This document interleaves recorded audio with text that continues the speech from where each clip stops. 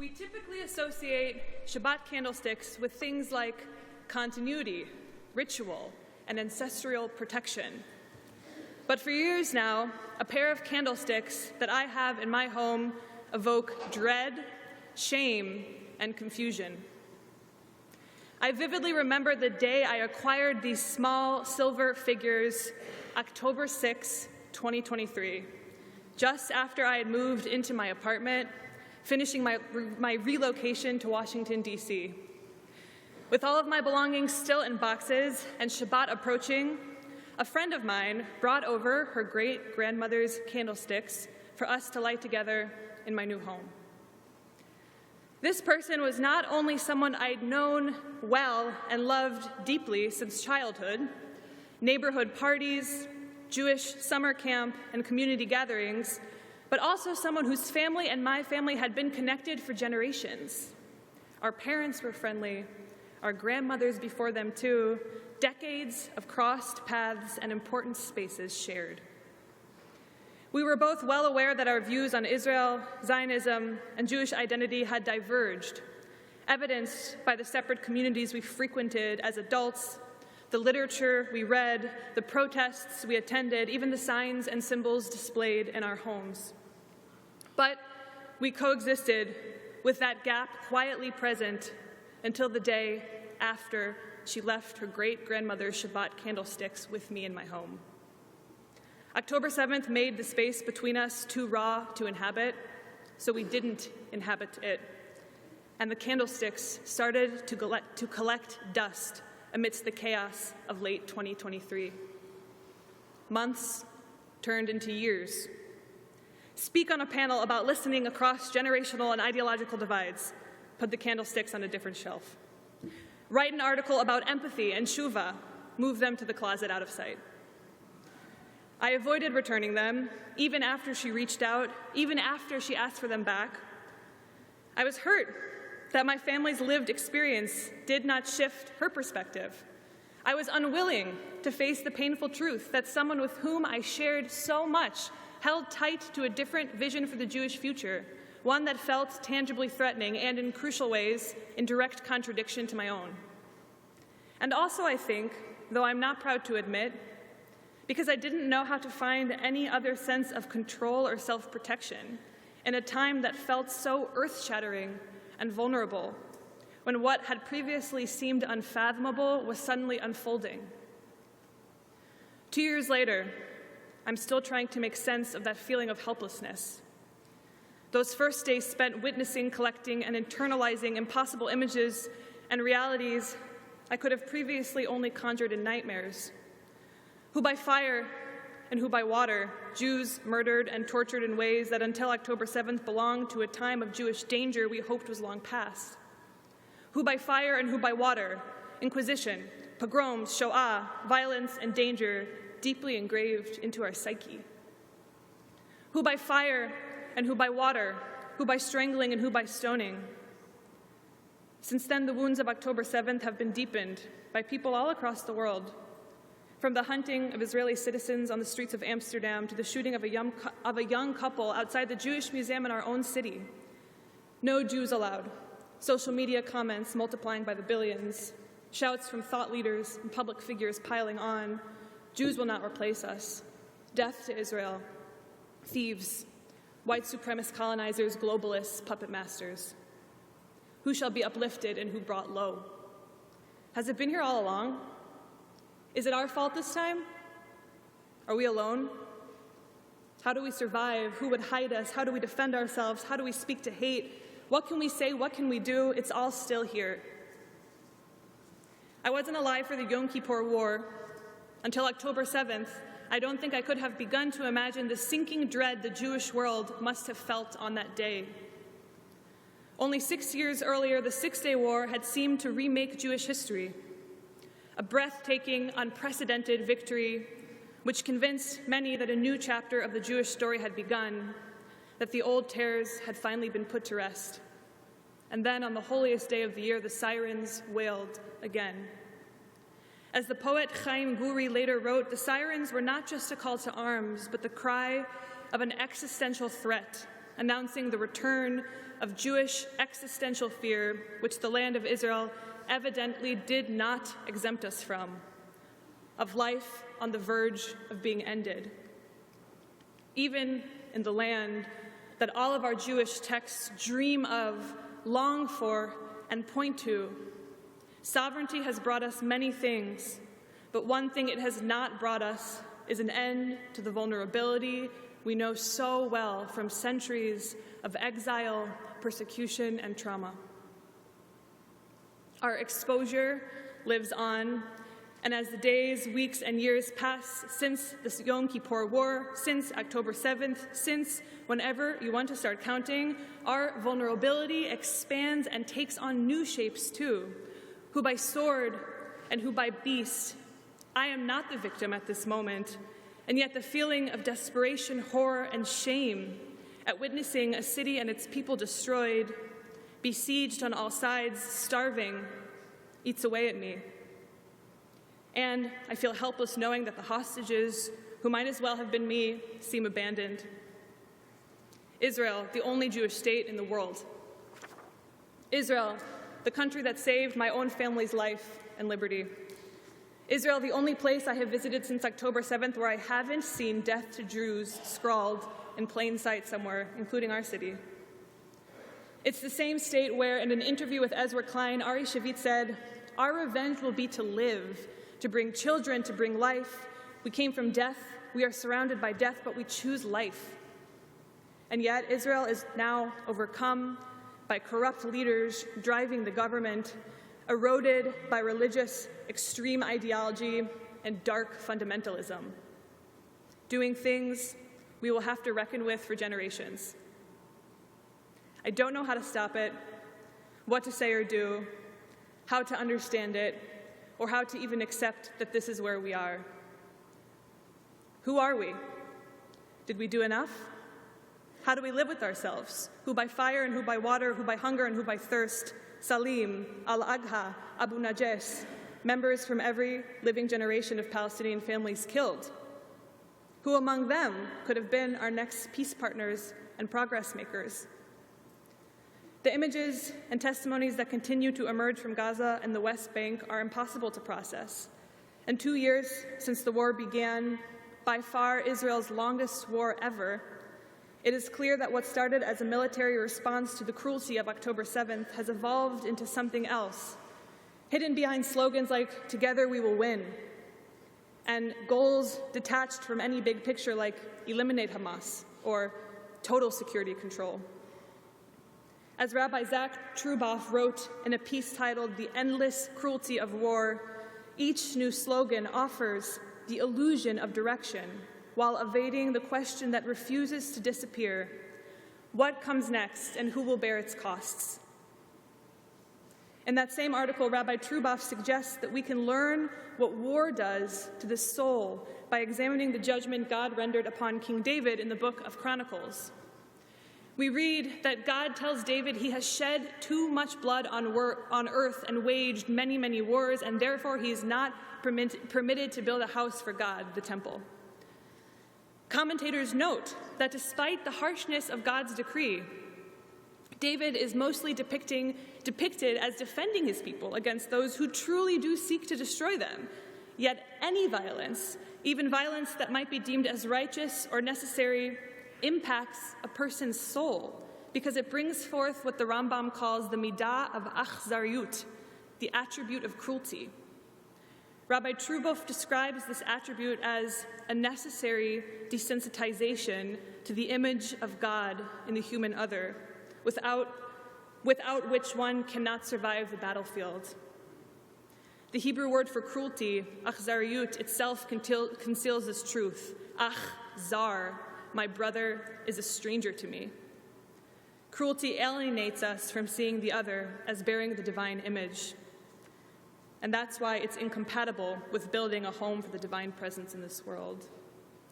Rabbi Truboff goes on to conclude, quote, "We think that we can wall off the battlefield from the home front. We think soldiers alone can bear the burden, but cruelty crosses every line. It spreads throughout every corner of society, seeping into politics, media, and even religious language, end quote.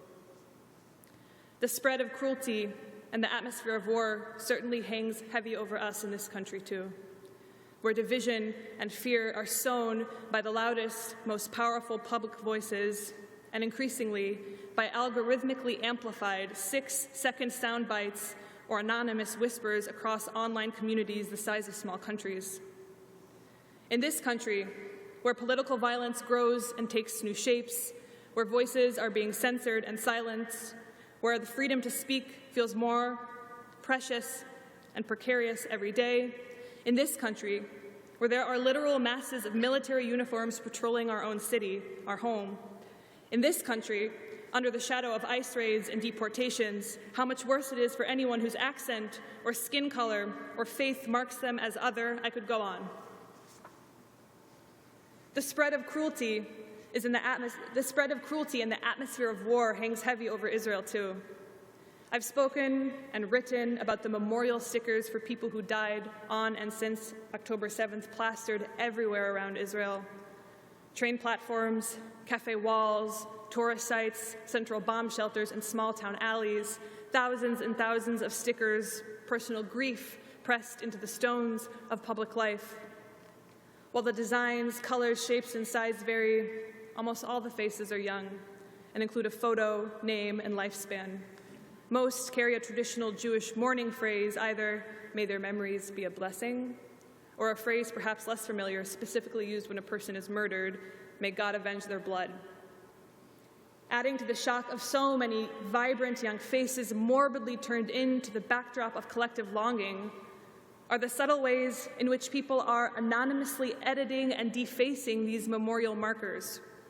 I noticed more than once in Israel Sharpie scratches, "may their memory be a blessing," crossed out and replaced in haphazard writing, "may God avenge their blood," and the other way around too.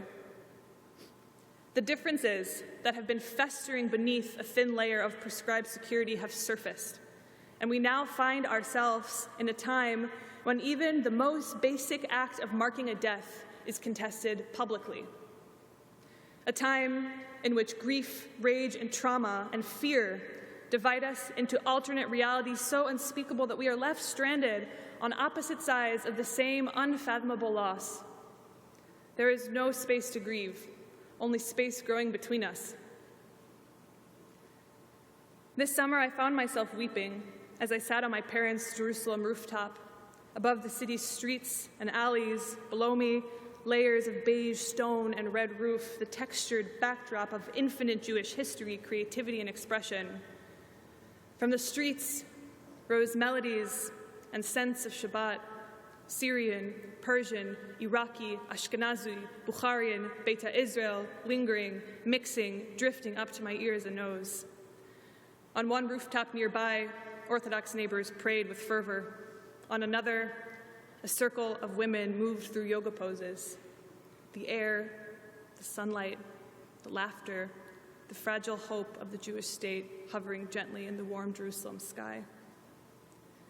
I found myself weeping also beneath the apartments, balconies, and storefronts on Tisha B'Av, the day set aside to commemorate and reflect on the long history of destruction experienced by the Jewish people. As I sat on the ground, as is traditional for Tisha B'Av, absorbing a reading of Eicha, Lamentations, the text that centers Jerusalem's fall on the destruction of the temple, I found myself drawn beyond the devastation itself to the story that led there, the choices and fractures that paved the way, and how they might speak to this moment in time. Much of what we know about the last days of Jerusalem before its fall comes from the historian Josephus, who in the Jewish War recorded the city's descent into chaos. Only a few years earlier, Jerusalem had been thriving, its markets busy, its courts and study halls alive, the temple gleaming at the heart's center, at the city's center. But by the late 60s CE, Roman rule over Judea had become unbearable. Heavy taxation, corruption, the desecration of Jewish customs, massacres of protesters, and more. After years of sporadic uprisings, a full revolt against Rome broke out, and Jerusalem filled with rival factions. From the zealots to the priestly leaders to the moderates, each fighting for for a different vision of the future. As Roman legions advanced, internal strife only grew, and militias battled inside the city as the emperor's armies gathered outside the walls. While some believed that unyielding resistance against Roman rule was the only way to preserve freedom, others thought that negotiating with the Romans could prevent unnecessary bloodshed. While some advocated for the use of violent force, others argued that such violence would only perpetrate further harm. To some, holy places were worth dying for. For others, their holiness depended on staying free from war, even if that meant letting them go. Some saw rebellion as a moral duty, while others thought that finding a way to survive, even if it meant compromise, even if it meant humiliation, was a better path. It's not too late. I imagine them telling themselves, even as rebel factions turned on one another, Jews, distrusting Jews. It's not too late, they thought, as strife among the zealots drove away crucial support from the broader community. Even as they sensed their options narrowing, they pressed on. It's not too late, they might have said, as they set fire to their own food stores, hoping to ignite fiercer resistance only to bring starvation upon their own people. When Titus, the Roman general leading the campaign, learned of the chaos inside Jerusalem's walls, he swore he bore no blame. He insisted he had offered the people peace if they surrendered, but it was they who had chosen violence and war. It was they alone, he claimed, who had brought famine upon themselves. We know what happened. Roman forces breached the city, slaughtered its inhabitants, and set the temple aflame. The sanctuary reduced to ashes, and Jerusalem left in ruins. It was too late. Of course, the destruction of the temple on Tisha B'Av is not the end of the Jewish story, but it stands as a painful testimony and yearly reminder that fear, despair, and rivalry can erode judgment, that reckless certainty blinds us, that we cannot turn away from the suffering and resist, that we cannot turn away from suffering and resist the hard work of moral reckoning, and that our actions can hasten the very devastation that we dread. Our bodies and inner lives are always vulnerable, even in moments that seem so solid and enduring, like when the temple stood at the center of Jerusalem. The unthinkable can still become real. That truth doesn't call us to stop defending ourselves, protesting injustice, or resisting forces of destruction. We should. Rather, it presses us to ask, what will we do with our vulnerability, the exposure, uncertainty, trauma, and pain that persist? Will we allow it to consume us, or can we turn it towards a deeper purpose? In his essay, An Artist's Struggle for Integrity, James Baldwin speaks to this possibility. He writes, "You are compelled, you are corralled, you are bullwhipped into dealing with whatever it is that hurts you. But what is crucial here is that if it hurts you, you must find some way of using this to connect you with everyone else alive. This is all you have to do with it. You must understand that your pain is trivial, except insofar as you can use it to connect with other people's pain. And insofar as you can do that with your pain, maybe you can be released from it. And then hopefully it works the other way too. Insofar as I can tell you what it is to suffer, perhaps I can help you suffer less." Our bodies, our souls remain exposed. If it hurts you, you must find some way of using this to connect you with everyone else alive. Who by fire and who by water? How terrifying it is to be vulnerable. How impossible. Yet here we are. Our rituals ensure that we never comfort the religious truth of human fragility alone. Who by fire and who by water, together, shoulder to shoulder, we carry the uncertainty of our individual existences and live in the truth that our fates are intertwined. Held by the collective, we steady one another as we grapple with the mysterious, terrifying, painful, and beautiful facts of life and loss, who by fire and who by water. Our bodies are fragile, our souls are fragile, and we allow this shared truth to draw us closer. Ashamnu, bagadnu, gazalnu. Side by side, we remember that imperfection and causing harm are not private failures, but shared truths of being human. Our souls are vulnerable, so we speak the hard parts out loud, confronting ourselves intentionally and repeatedly, and we do it together, beating our chests in unison, helping one another carry our heaviest weights while offering the quiet certainty that even with our flaws, we belong. As our pain and regrets are witnessed and shared, and as we share the pain and regret of others, maybe the grip of shame can begin to loosen. In the embrace of community, through finding the courage to face even the darkest parts of ourselves, maybe we invite an empathy, patience, and a resolve to repair and live with greater care. Chatanu lefanecha, rachem aleinu. You have sinned before us, have mercy on us. When cruelty wears the mask of righteousness and creeps into the mainstream, when our words are torn open and we are raw with triggers, when the hatred we face is not only familiar, but painfully present and unrelenting, when our mirrors have been violently cracked, what does it take to still examine ourselves? With honesty, with patience, with an eye towards the ways our vulnerability might bind us to everyone else alive. What must we nurture as individuals, as peoples, so we can turn to one another and trust each other to reflect back the deeper purpose that lives beneath the brokenness? In an atmosphere charged with fear, how can we let ourselves be guided by hope and empathy, not to erase, but to soften, even slightly, the harshness of the decree?